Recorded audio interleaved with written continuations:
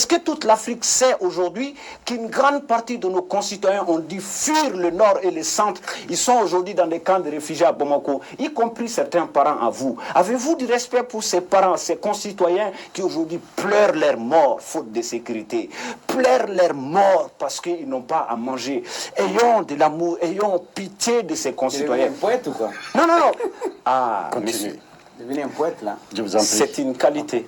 C'est une qualité. J'en serais très fier si je suis un excellent poète aussi. D'ailleurs, j'adore la poésie. Qu'est-ce que je veux dire encore par là? Vous dites 90% des Maliens sont d'accord avec les autorités de la transition. Mais sommes-nous dans le même pays? Vivons-nous sur la même terre de nos ancêtres? Regardons-nous les mêmes mots que nous connaissons aujourd'hui? Est-ce que nous vivons les mêmes cauchemars que nos concitoyens du Nord? Mais j'ai comme l'impression, et venant de quelqu'un qui est né à l'intérieur du pays, qui croit que la vie du Mali se résume à Bamako, à nos manifestations, à vous qui peut-être bénéficiez de quelques privilèges et largesses des autorités de la transition, vous essayez de faire croire que l'ensemble du peuple malien soutient cette transition et vous donnez des chiffres 90%. Quels sont les indicateurs statistiquement vérifiables qui vous poussent à dire cela? Merci. Que Sadio Camara ait la fierté, grâce à Sadio Camara, notre armée est devenue une des armées les plus puissantes. Monsieur, à vous aussi, très jeune frère, très cher jeune frère, pour qui j'ai beaucoup d'estime, je vous demande de revoir la copie, monsieur. Si Sadio Camara a réellement révolutionné l'armée malienne en si peu de temps, je l'invite, Sadio Camara, y compris le président de la transition et l'ensemble des autorités du Mali, à aller fêter la souveraineté, l'intégrité territoriale à Kidal, à Tessit, à Menaka et ailleurs. Je finis, je termine. On ne peut pas aujourd'hui, même si je suis d'accord avec mon frère sur pas mal de points, là où je ne suis pas d'accord et que je ne peux pas tolérer, c'est de la manière dont vous vous adressez à nos concitoyens de la diaspora.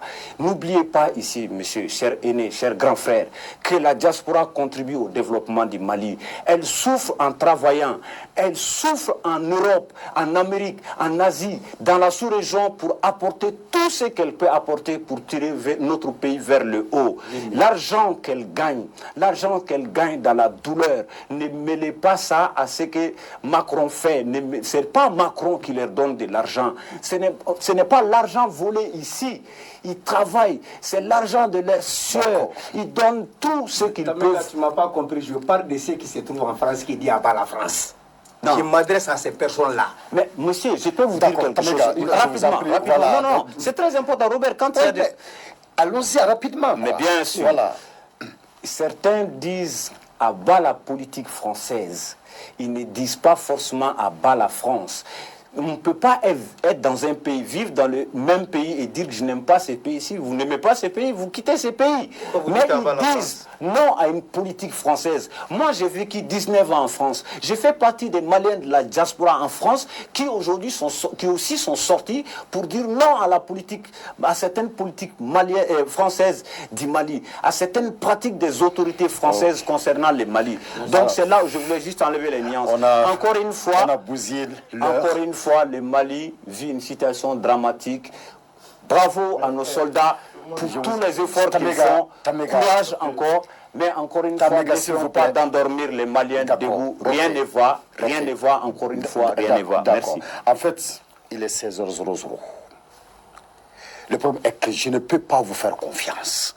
Sinon, j'allais vous donner 1 minute chacun, mais c'est impossible. Je ne vous ferai pas cette confiance-là, vous le savez. Vous ne pourrez pas tenir. Est-ce que vous me le promettez que chacun va faire seulement 1 minute pour conclure? Absolument, monsieur Dissa. 1 minute. Moi, je dirais à tous les Maliens de continuer à croire à cet espoir suscité par la transition, qui n'est autre chose que le fruit de votre lutte héroïque, qui est autre chose que la lutte du peuple malien, qui n'est autre chose que leur dignité, leur honneur et leur souveraineté. Et ça, la seule alternative, c'est le chemin de la paix, la cohésion sociale et le vivre ensemble. Merci. Monsieur Diallo. Par rapport à Kidal, même chose que Djiré. D'accord. Donc, par rapport à Kidal, il faut que ce soit clair dans la tête de tout le monde qu'ils n'allons pas faire comme le régime d'Ibeka pour faire une tentative de massacre de nos frères. ceux qui sont à Kidal sont aussi des Maliens autant que nous.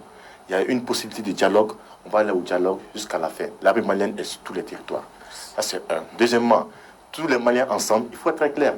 Dans la Constitution, on dit que la défense de la patrie est un devoir pour tout citoyen. Mais il faut que le code pénal aussi le dise. Tout Malien qui entre en intelligence avec une puissance étrangère contre le Mali sera jugé pour trahison et c'est la peine de mort qui sera appliquée. Ça veut dire, et la peine de mort s'applique par quoi? On te met en lieu ton fusil. Donc c'est pour dire que s'il y a des Maliens susceptibles d'être fusillés, ça veut dire qu'il y a des bons Maliens comme il y a des mauvais Maliens. D'accord. Merci. Merci.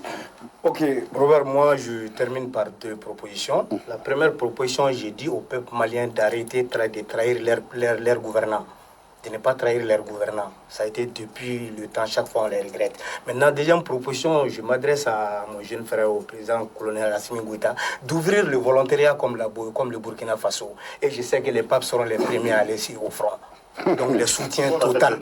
Effectivement. Non, je vais juste officiellement d'aller au front, c'est pas se regrouper et dire à l'armée de vous soutenir. Non, soyez aussi l'armée directement, au lieu d'être dans les boulevards ou bien dans les villes, d'aller directement sur le front, sur la base d'un militaire. D'accord. Monsieur Samega. Merci beaucoup Robert. La réussite de la transition dépendra de la réconciliation du cœur des Maliens. Les Maliennes et les Maliens qui nous regardent ce soir peuvent peut-être avoir l'impression d'assister à un débat des gens déchirés. Au contraire, nous sommes différents et complémentaires. C'est dans la complémentarité que nous allons tirer ces pays vers le haut et bien entendu en dehors de la propagande, du populisme, de la démagogie. Bien entendu. Dernière chose pour terminer. L'hymne national de notre pays, nous ne devons pas nous contenter de le chanter, nous devons le comprendre l'ensemble du sens donné et bien entendu vulgariser l'hymne, mais aussi l'accompagner par des actes. On porte un pays dans le cœur et non dans la poche. Merci.